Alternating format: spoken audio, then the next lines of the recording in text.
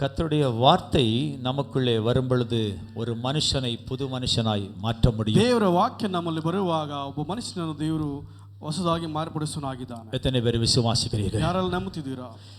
இது ஒரு சிறிய கூட்டம் தான், ಇದೊಂದು ಚಿಕ್ಕ ಕೂಟವಾಗಿದೆ, ஆனால் கர்த்தருக்கு பிரியமான கூட்டம். ಆದರೂ ಕರ್ತನಿಗೆ ಪ್ರಿಯವಾಗಿದೆ. எத்தனை பேர் ஆமென் சொல்றீங்க? ಎಷ್ಟು ಜನ ಆಮೆನ್ ಹೇಳ್ತೀರಾ? ஆமென். ಆಮೆನ್. நாமெல்லாம் கர்த்தருக்கு பிரியமான கூட்டம். ನಾವೆಲ್ಲರೂ ಕರ್ತನಿಗೆ ಪ್ರಿಯವಾದವರು. ஒருவேளை மனுஷனுக்கு பிரியமில்லாமல் இருக்கலாம், ಒಂದು ವೇಳೆ ಮನುಷ್ಯನಿಗೆ ಪ್ರಿಯವಿಲ್ಲದೆ ಇರಬಹುದು. ஒரு குடும்பத்தில் உள்ள ஜனங்களுக்கு பிரியமில்லாமல் இருக்கலாம், ಸಮುದಾಯ ಜನರಿಗೆ ನಾವು ಪ್ರಿಯವಾಗಿಲ್ಲದೆ ಇರಬಹುದು. ஆனால் நம்முடைய ஆண்டவருக்கு பிரியமான ஜனம் இது. ನಮ್ಮ ದೇವರಿಗೆ ನಾವು ಪ್ರಿಯರಾಗಿದ್ದೀವಿ. ஹல்லேலூயா, ஹல்லேலூயா, ஹல்லேலூயா. ஹல்லேலூயா. நான் விசுவாசிக்கிறேன், நான் ನಂಬುತ್ತಿದ್ದೇನೆ, இன்னைக்கு கேட்கிற வார்த்தை உங்க வாழ்க்கையை மாற்றும் என்று. ಈ ದಿನ ನೀವು ಕೇಳುವಂತ ವಾಕ್ಯ ನಿಮ್ಮ ಜೀವನವನ್ನು ಬದಲಾಯಿಸೆಂಬುದಾಗಿ. ஹல்லேலூயா. கழிஞ்ச வாரம் நம்ம என்ன வார்த்தை கேட்டோம்? ಕಳೆದ ವಾರದಲ್ಲಿ ನಾವು ಯಾವ ವಾಕ್ಯವನ್ನು ಕೇಳಿದ್ವಿ?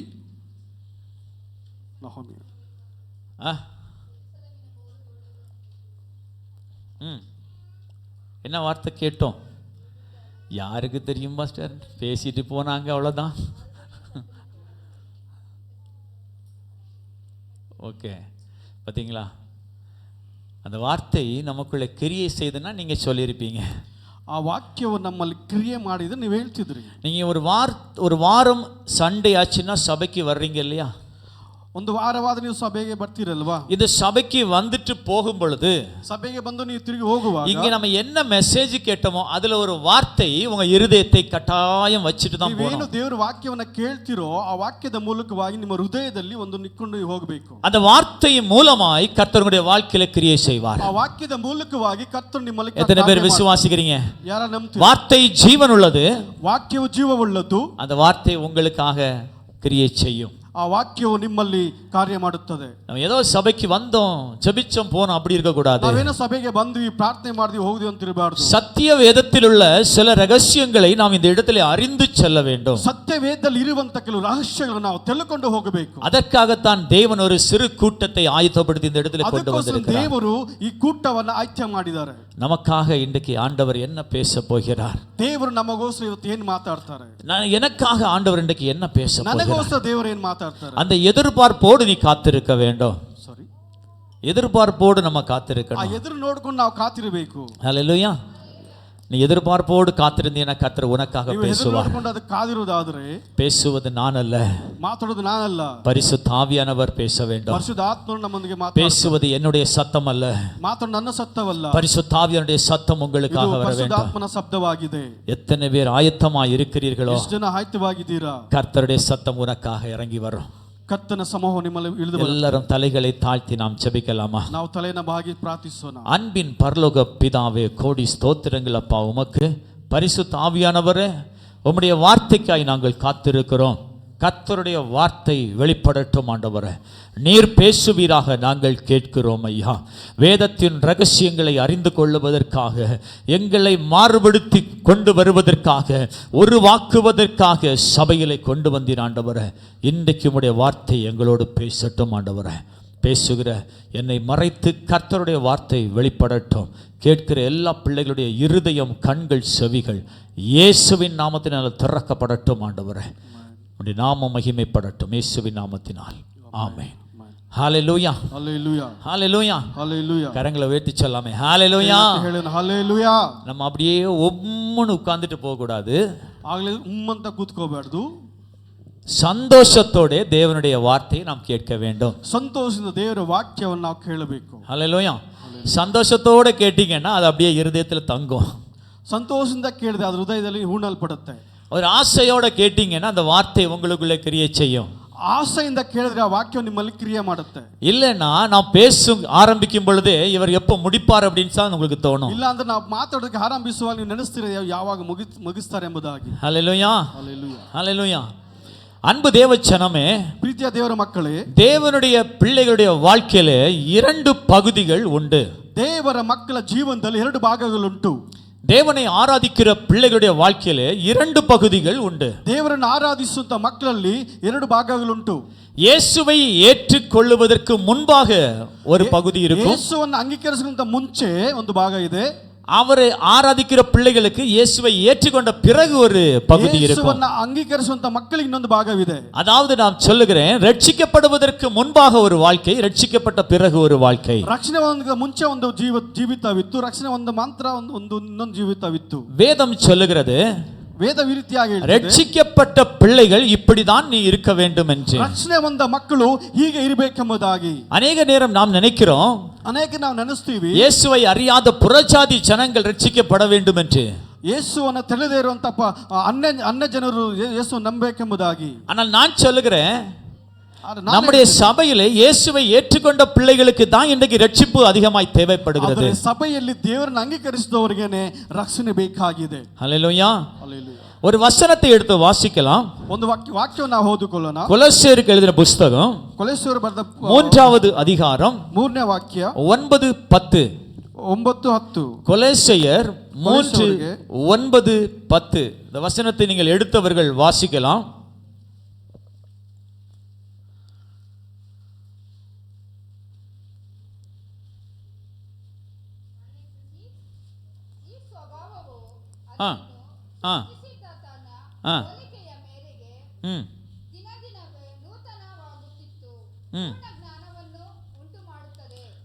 ஹல்லேலூயா. தமிழ் ஒரு ஆள் வாசிங்க. பூரண அறிவடையும்படி புதிதாக்கப்பட்ட புதிய மனுஷனை தரித்து கொண்டிருக்கிறீர்களே. ஹல்லேலூயா. வேதம் சொல்லுகிறது, ವೇದ ವಿರುದ್ಧ ಹೇಳ್ತಿದೆ, பழைய மனுஷனை களைந்து போட்டு ஒரு புதிய மனுஷனை நீ தரித்துக்கொள் என்று. ಹಳೆಯ ಒಂದನ್ನ ಕಳ್ಕೊಂಡು ಒಂದು ಹೊಸ ಮನುಷ್ಯನ ಸೃಷ್ಟಿ ಆಗ್ತಿದೆ ಎಂಬುದು. அதுதான் சொன்னேன், ரட்சிக்கப்பட்ட பிள்ளைக்கு வாழ்க்கையில ரெண்டு பகுதிகள் இருக்கிறது.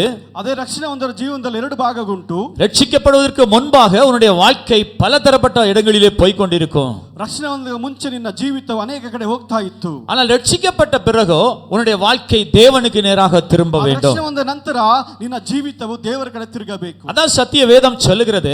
ಅದೇ ಸತ್ಯವೇದ ಹೇಳ್ತಿದೆ, பழைய மனுஷனை நீ களைந்து போட்டு புதிய மனுஷனை தரித்துக்கொள் என்று. ಹಳೆ ಮನುಷ್ಯನ ತೆಗೆದುಹಾಕಿ ಹೊಸ ಮನುಷ್ಯನ ಧರಿಸಿಕೊ ಎಂಬುದಾಗಿ அந்த வேதம் சொல்லுகிறது.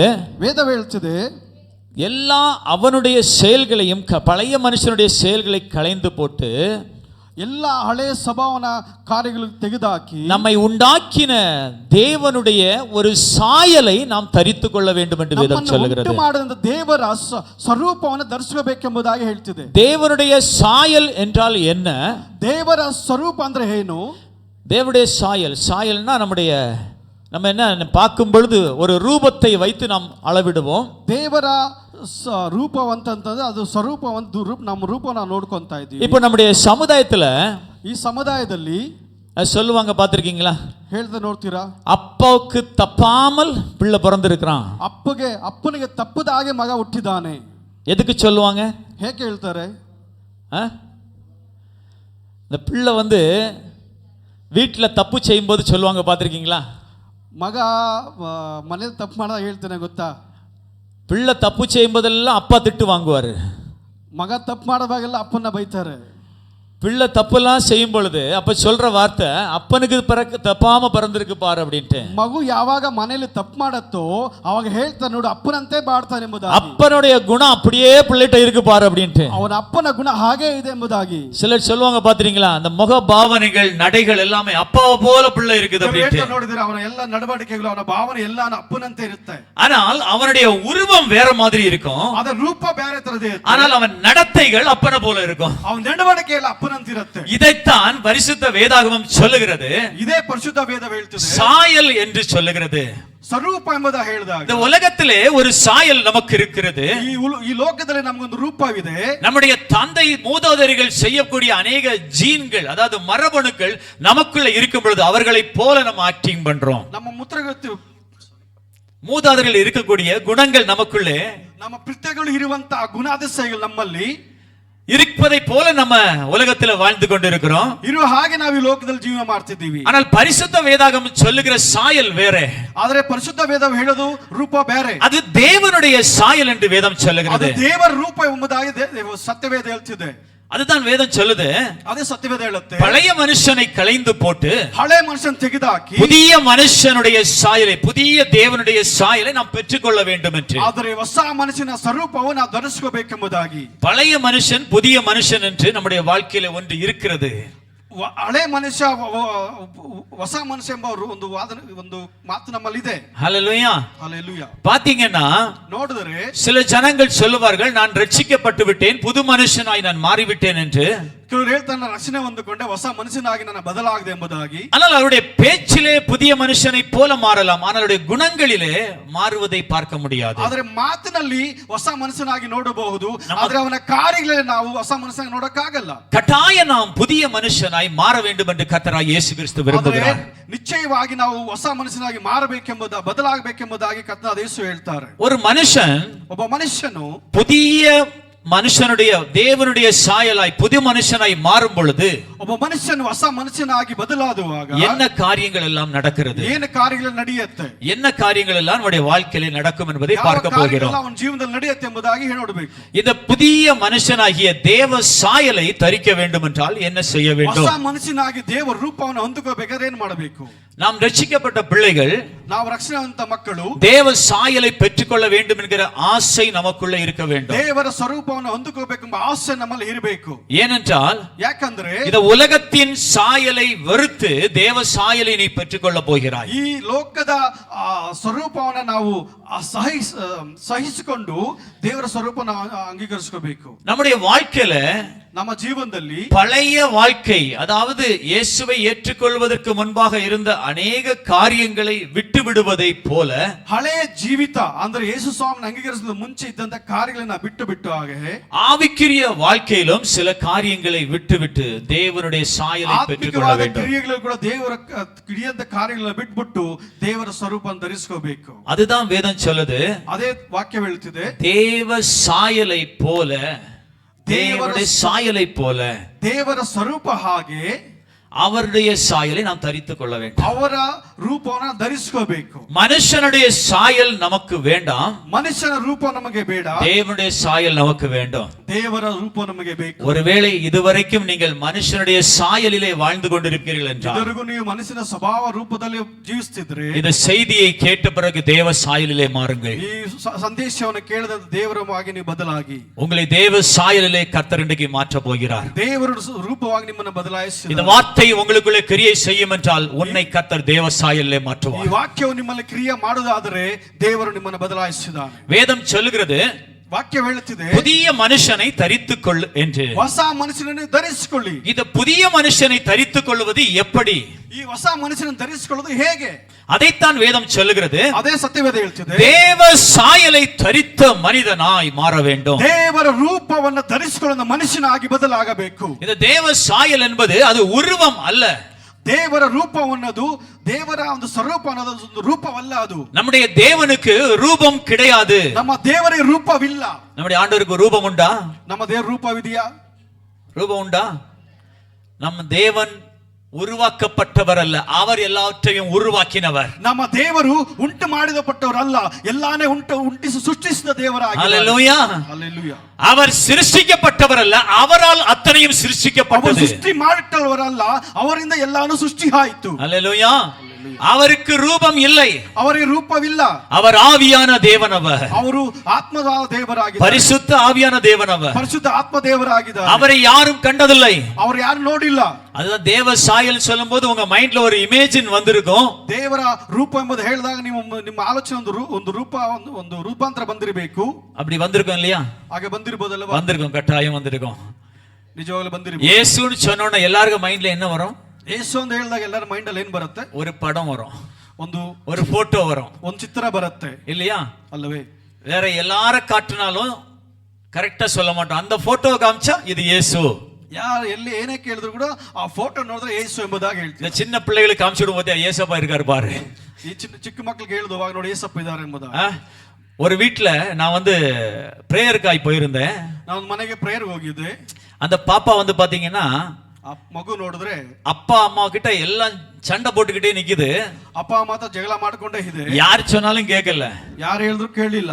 அந்த பாட்டி வீட்டுல பாட்டி சொல்றாங்க, ಆ ಅಜ್ಜಿ ಬಂದು ಇದ್ದಾಗ ಆ ಮಗು ಹೇಳ್ತಿದೆ, நீ பண்ற எல்லாத்தையும் ஏசப்பா பார்த்துட்டு இருக்காரு. ನೀನ್ ಮಾಡೋದೆಲ್ಲ ಏಸಪ್ಪ ನೋಡ್ತಿದ್ದಾರೆ. நானும் பார்த்தேன் ஏசப்பா எங்க இருக்காரு, சவுண்ட் மட்டும் கேக்குது, எங்க இருக்காரு. ನಾನು ನೋಡಿದೆ ಏಸಪ್ಪ ಎಲ್ಲಿದ್ದಾರೆ, ಸೌಂಡ್ ಮಾತ್ರ ಕೇಳಿಸಿದೆ ಎಂಬುದಾಗಿ. அந்த பாப்பா உடனே ಆ ಮಗು ஒரு டவல் எடுத்து மூச்சில அப்படி மறைக்குது, தலையில போடுது. ಆ ಮಗು ಟವಲ್ ಎತ್ಕೊಂಡು ಮುಖದ ಮೇಲೆ எதுக்கு போடு தெரியுமா? ಎದಕ್ಕೆ ಹಾಕೋದು ಗೊತ್ತಾ? அதை ஏசப்பா பார்க்க கூடாதா? ಏಸಪ್ಪ ನೋಡಬೇಡ. அப்ப அந்த பிள்ளைக்கு என்ன சொல்லி கொடுத்திருக்காங்க? ಆ ಮಗುಗೆ ಏನ್ ಹೇಳ್ಕೊಟ್ಟಿದ್ದಾರೆ? ஏசப்பானா இப்படி இருப்பார், இப்படி சாயல்ல இருப்பார் அப்படி. ಏಸಪ್ಪ ಅಂದ್ರೆ ಇರ್ತಾರೆ, ಈ ರೀತಿಯ ರೂಪ ಇರುತ್ತೆ. ஆனால் பரிசுத்த வேதாகமம் சொல்லுகிறது, ಆದ್ರೆ ಪರಿಶುದ್ಧ ವೇದದಲ್ಲಿ அவருக்கு எந்த ரூபமும் இல்லை என்று. ಅವರಿಗೆ ಯಾವ ರೂಪವಿಲ್ಲ ಎಂಬುದಾಗಿ. அவர் பரிசுத்த ஆவியானவர் என்று. ಅವರು ಪರಿಶುದ್ಧ ದೇವರಾಗಿದ್ದಾರೆ. அப்ப தேவ சாயலை நாம் எப்படி தரித்துக் கொள்வது? ಅದು ದೇವರ ರೂಪನ ಹೇಗೆ ಧರಿಸಿಕೊಳ್ಳಬೇಕು? இயேசுவை யாரும் கண்டதில்லை, ಯೇಸು ಯಾರು ನೋಡಿಲ್ಲ, தேவனை யாரும் கண்டதில்லை. ಯೇಸು ದೇವರನ್ನ ಯಾರು ನೋಡಿಲ್ಲ. ஆனால் தேவன் சொன்னார், மோசேயோடு சொன்னார், மோசே நான் உன்னோடு பேச வேண்டும், நீ என்னை பார்ப்பதற்காய் மலையிலே வா என்று. ಮೋಸೆದ ದೇವರು ಹೇಳಿದ್ರು, ನಾನು ನಿನ್ನ ಹತ್ರ ಮಾತಾಡಬೇಕು, ನೀನು ಈ ಬಂಡೆಗೆ ಬಾ ಎಂಬುದಾಗಿ. பேச வேண்டும் என்று அழைத்த தேவன் கூட மோசேக்கு அவர் முன்பாக தரிசனமாய் கொடுக்கவில்லை. ಮಾತಾಡಬೇಕೆಂಬ ಕರೆದಂತ ಮೋಸೆ ದೇವರು ಕೂಡ ಆ ಮೋಸೆಗೆ ದರ್ಶನವಾಗಿ ಕೊಟ್ಟಿಲ್ಲ. மோசே கூட நினைக்கிறாரு, இந்த தேவன் எப்படிப்பட்ட சாயலில் இருப்பாரோ என்று. ಮೋಸೆ ನೆನೆಸಿಕೊಂಡಿದ್ದಾನೆ, ದೇವರು ಯಾವ ರೂಪದಲ್ಲಿ ಇರ್ತಾನೆ ಎಂಬುದಾಗಿ. ஆண்டவரே நான் உம்மை பார்க்க வேண்டும், தரிசிக்க வேண்டும் என்று. ದೇವರೇ ನಾನು ನೋಡಬೇಕು, ದರ್ಶಿಸಬೇಕು. ஆனால் தேவன் அவருக்கு தரிசனத்தை கொடுக்கவில்லை. எப்படி ದೇವರು கொடுத்தார்? ಅವನಿಗೆ ದರ್ಶನ ಕೊಟ್ಟಿಲ್ಲ. அவனை திரும்ப சொல்லி தேவன் தூரமாய் செல்லும் பொழுது அவருடைய பின்புறத்தை தான் காட்ட முடிந்தது. ಕೇಳಿ ದೇವರು ದೂರವೆಂಬುದಾಗಿ ನೋಡುತ್ತಿದ್ದಾನೆ. அவருடைய சாயல் பின்புறத்தை தான் மோசே பார்க்க முடிந்தது. ಆದರೆ ದೇವರ ರೂಪವನ್ನ ಹಿಂದುಗಡೆ ಮಾತ್ರ ನೋಡಕ್ಕೆ ಸಾಧ್ಯವಾಯಿತು. அவருக்கு முன்பாக பார்த்து விட்டால் மோசேயால பார்க்க முடியாது. ஏனென்றால் அவர் 1000 சூரியனுக்கு ஒப்பானவர். அவர் ಮುಂದೆಯಿಂದ ನೋಡಬೇಕಾದ್ರೆ ನೋಡಕ್ಕಾಗಲ್ಲ, ಯಾಕಂದ್ರೆ ಅವರು 1000 ಸೂರ್ಯನಿಗಿಂತ ಹೆಚ್ಚಾದ ರೂಪವಾಗಿತ್ತು. அப்ப அப்படிப்பட்ட சாயல் உள்ள ஒரு தேவனை நாம் எப்படி தரித்துக் கொள்வது? ಹಾಗೆ ಇರುವಂತ ದೇವರ ರೂಪವನ್ನ ನಾವು ಹೇಗೆ ಧರಿಸಿಕೊಳ್ಳಕ್ಕೆ ಸಾಧ್ಯ? வேதம் சொல்லுகிறது, ವೇದ ಹೇಳ್ತಿದೆ, அன்பு தேவ ஜனமே, ಪ್ರೀತಿಯ ದೇವರ உன்னை ಮಕ್ಕಳೇ, அழைத்த தேவன் உண்மையுள்ளவர், ನಿಮ್ಮನ್ನ ಕರೆದ ದೇವರು ನಿಜವಾದ ದೇವರು. அவருடைய சாயலை நீ தரிக்க வேண்டும் என்று விரும்புகிறார். ಅವರ ರೂಪವನ್ನ ನೀನು ಧರಿಸಬೇಕೆಂಬುದಾಗಿ ಇಚ್ಛೆ. அப்ப அவருடைய சாயலை நீ எப்படி தரித்துக் கொள்வது? ಆದರೆ ಅವರ ರೂಪವನ್ನು ಹೇಗೆ ಧರಿಸಿಕೊಳ್ಳೋದು? இதற்கு 2 காரியங்களை சொல்லி நான் முடிக்க ஆசைப்படுகிறேன். 2 ಕಾರ್ಯಗಳನ್ನು ಹೇಳಿ ನಾನು ಮುಗಿಸ್ತೀನಿ.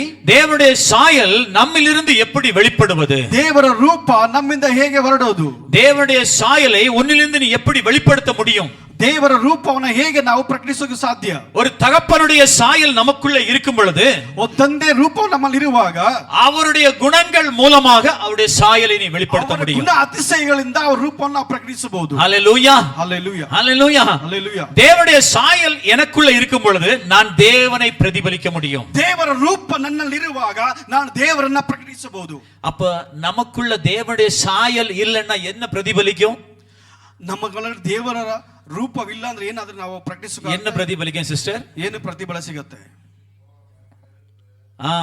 கோபம், வெறுப்பு, ಕೋಪ, ದ್ವೇಷ, இதெல்லாம் எங்கிருந்து வருகிறது? தேவ சாயல் நமக்குள்ள இல்லாததினாலே இது வெளியுறமாகி. ಇದೆಲ್ಲ ಹೇಗೆ ಬರುತ್ತೆ? ದೇವರ ರೂಪ ನಮ್ಮಲ್ಲಿ ಇಲ್ಲದೆ ಇರೋದ್ರಿಂದಲೇ ಇದೆಲ್ಲ ಬರ್ತಿದೆ. இப்ப நம்ம சொல்றோம் நான் தேவ சாயலில் இருக்கிறேன் என்று சொல்லுகிறோம். ನಾನು ಹೇಳ್ತೀನಿ ನಾನು ದೇವರ ರೂಪದಲ್ಲಿ ಇದ್ದೀನಿ ಎಂಬುದಾಗಿ. ஆனால் நான் காட்டுகிற செய்கை எல்லாம் தேவ சாயல் போல அல்ல. ಆದರೆ ನಾನು ಮಾಡುವಂತ ಎಲ್ಲ ಕ್ರಿಯೆಗಳು ನೋಡುವಾಗ ದೇವರ ರೂಪದಂತೆ ಇಲ್ಲ. அதைத்தான் வேதம் சொல்லுகிறது. ಅದೇ ದೇವರ ವಾಕ್ಯ ಹೇಳ್ತಿದೆ. அதைத்தான் தேவன் விரும்புகிறார். ಅದೇ ದೇವರು ಇಷ್ಟಪಡ್ತಿದ್ದಾರೆ. உனக்குள்ள ஒரு பழைய மனுஷன் தூங்கிக்கிட்டு இருக்கிறாப்பா. ನಿನ್ನ ಒಳಗಡೆ ಹಳೆ ಮನುಷ್ಯ ನಿದ್ದೆ ಮಾಡ್ತಿದ್ದಾನೆ. அந்த பழைய மனுஷனை தூக்கி வெளியே போடு. ಅವನೆತ್ತಿ ಆಚೆ ಹಾಕು. என்னுடைய சாயலை நீ தரித்துக்கொள். ನನ್ನ ರೂಪವನ್ನು ನೀನು ಧರಿಸಿಕೋ. நான் உனக்குள்ளே கிரியை செய்வேன். ನಾನು ನಿನ್ನಲ್ಲೇ ಕಾರ್ಯ ಮಾಡ್ತೀನಿ. உன்னுடைய குணங்களிலே என்னுடைய சாயல் வெளிப்படும். ನಿನ್ನ ಗುಣಗಳಲ್ಲಿ ನನ್ನ ಕ್ರಿಯೆಗಳು ಪ್ರಕಟಿಸಲ್ಪಡುತ್ತೆ. ஹல்லேலூயா, ಹಲ್ಲೆಲೂಯಾ. இப்ப நீங்களே உங்களை क्वेश्चन கேட்கலாம். ಈಗ ನೀವೇ ಒಂದು எனக்குள்ள என்ன சாயல் இருக்கிறது? ನನ್ನ ಒಳಗಡೆ ಯಾವ ರೂಪವಿದೆ? பக்கத்துல பார்த்து கேளுங்க. ಪಕ್ಕದಲ್ಲಿ ನೋಡಿದ್ರೆ ಹೇಳಿ, சிஸ்டர், பிரதர், ಸಿಸ್ಟರ್, ಬ್ರದರ್, உங்களுக்குள்ள என்ன சாயல் இருக்குன்னு ನಿಮ್ಮ சந்தோஷமா ಒಳಗಡೆ சிரிச்சுக்கிட்டே ಯಾವ கேளுங்க. ರೂಪವಿದೆ ಎಂಬುದಾಗಿ சிரிச்சுக்கிட்டே கேளுங்க. ನೆಗತಾ ಕೇಳಿ. சிஸ்டர், உங்களுக்குள்ள என்ன சாயல் இருக்குன்னு கேளுங்க. ಸಹೋದರಿ, ನಿಮ್ಮಲ್ಲಿ ಯಾವ ರೂಪವಿದೆ? ஹல்லேலூயா, ಹಲ್ಲೆಲೂಯಾ. உங்களை முறைச்சி பாக்குறாங்கன்னா வேற சாயல் அது. ನಿಮ್ಮನ್ನ ಗುರಾಯಿಸಿ ನೋಡ್ತಾರೆ ಅಂದ್ರೆ ಅವರೊಳಗೆ ಬೇರೆ. உங்களை சந்தோஷத்தோட சேர்த்துக்கிறாங்கன்னா அது ஒரு தேவனுடைய சாயல். ಸಂತೋಷದಿಂದ ಸೇರಿಸ್ಕೊಂತಾರೆ ಅಂದ್ರೆ ಆ ದೇವರ ರೂಪವಾಗಿ. ஹல்லேலூயா, ಹಲ್ಲೆಲೂಯಾ. தேவ சாயல் இருந்தால் மாத்திரமே அவரை நாம் வெளிப்படுத்த முடியும். இல்லை ದೇವರ ರೂಪ ಇದ್ರೆ ಮಾತ್ರನೇ ಅವರನ್ನು ನೀವು ಪ್ರಕಟಿಸೋದಕ್ಕಾಗತ್ತೆ. இந்த சாயல் வெளிப்படுத்துகிற ஒரே 2 காரியத்தை சொல்லுகிறேன். ನಾನು 2 ಕಾರ್ಯ ಹೇಳ್ತೀನಿ. முதலாவது காரியம் தேவனுடைய அன்பு. ಮೊದಲನೇದು ದೇವರ ಪ್ರೀತಿ. தேவன் கொடுத்த கட்டளைகளில் பிரதான கட்டளை பிறரை அன்பு செலுத்த வேண்டும். ದೇವರ ಕೊಟ್ಟಂತ ಆಜ್ಞೆಯಲ್ಲಿ ವಿಶೇಷವಾದ ಆಜ್ಞೆ ದೇವರ ಪ್ರೀತಿ. நமக்குள்ளாக தேவனுடைய அன்பு இருக்கும் என்றால் அவருடைய சாயலை மற்றவர்களுக்கு நாம் பிரதிபலிக்க முடியும். ನಮ್ಮಲ್ಲಿ ದೇವರ ಪ್ರೀತಿ ಇರದಾದರೆ ಅವರ ಕಾರ್ಯ ಅವರ ರೂಪವನ್ನು ಪ್ರಕಟಿಸೋದಕ್ಕಾಗುತ್ತೆ. அவருடைய அன்பு உனக்குள்ள இல்லை என்றால் நீ மற்றவர்களை நேசிக்கவள இருக்க முடியாது. ನಿನ್ನಲ್ಲಿ ಇಲ್ಲದೆ ಇದ್ದರೆ ನೀನು ಮತ್ತೊಬ್ಬರ ಬಗ್ಗೆ ಮಾತಾಡಿ ಪ್ರಯೋಜನ ಇಲ್ಲ. ஹல்லேலூயா. ஹல்லேலூயா. வேதம் சொல்லுகிறது, ದೇವರ ವಾಕ್ಯ ಹೇಳ್ತಿದೆ, நீ கண்ணಲ್ಲಿ காண்கிற உன் சகோதரன் மேலாக நீ அன்பு செலுத்தவில்லை என்றால், ನೀನು ಕಣ್ಣಲ್ಲಿ ನೋಡುವಂತ ನಿನ್ನ ಸಹೋದರ ಮೇಲೆ ಪ್ರೀತಿ ತೋರಿಸಿಲ್ಲ ಅಂದ್ರೆ எப்படி உலகத்தில் இருக்கிற ஜனங்கள் மேலாக நீ அன்பு செலுத்த முடியும் என்று? ಹೇಗೆ ಲೋಕದಲ್ಲಿರುವಂತರ ಮೇಲೆ ನೀನು ಪ್ರೀತಿಯನ್ನು ತೋರಿಸೋಕಾಗತ್ತೆ? அப்ப நமக்குள்ளாக ನಮಗ ಒಳಗಡೆ மாம்சத்திலே வெளிப்படுகிற அன்பு வேண்டாம், ಮಾಂಸರಿಕವಾಗಿ ಬರುವಂತ ಪ್ರೀತಿ ಬೇಡ, கிறிஸ்துவின் அன்பு நமக்குள்ள இருக்க வேண்டும். ಕ್ರಿಸ್ತನ ಪ್ರೀತಿ ನಮ್ಮಲ್ಲಿ ಇರಬೇಕು. அந்த கிறிஸ்துவின் அன்பு நமக்குள்ள இருக்கும் பொழுது ಕ್ರಿಸ್ತನ ಪ್ರೀತಿ ನಮ್ಮಲ್ಲಿರುವಾಗ தேவனுடைய சாயல் உன்னிலிருந்து புறப்பட ஆரம்பிக்கும். ದೇವರ ಕಾರ್ಯವು ನಿನ್ನಲ್ಲಿ ಪ್ರಕಟಿಸಲು ಸಾಧ್ಯವಾಗುತ್ತೆ. ஹல்லேலூயா. ಹಲ್ಲೆಲೂಯಾ. அதான் யோவான் எழுதின சுவிசேஷம் 14வது அதிகாரம் ಅದೇ ಯೋನ ಬರೆದ ಸುವಾರ್ತೆ 14ನೇ ವಾಕ್ಯ 23வது வசனத்தை எடுத்தவர்கள் வாசியுங்கள். 23ನೇ ವಾಕ್ಯವನ್ನು ತೆಗೆದು ಹೇಳಿ ಓದಿ. யோவான் எழுதின சுவிசேஷம் 14:23. ನನ್ನನ್ನು ಪ್ರೀತಿಸುವನಾದರೂ ನನ್ನ ಮಾತನ್ನು ಕೈಕೊಂಡು ನಡೆಯುವನು ಅವನನ್ನು ನನ್ನ ತಂದೆಯು ಪ್ರೀತಿಸುವನು ಮತ್ತು ನಾವಿಬ್ಬರು ಅವನ ಬಳಿಗೆ ಅಂತೂ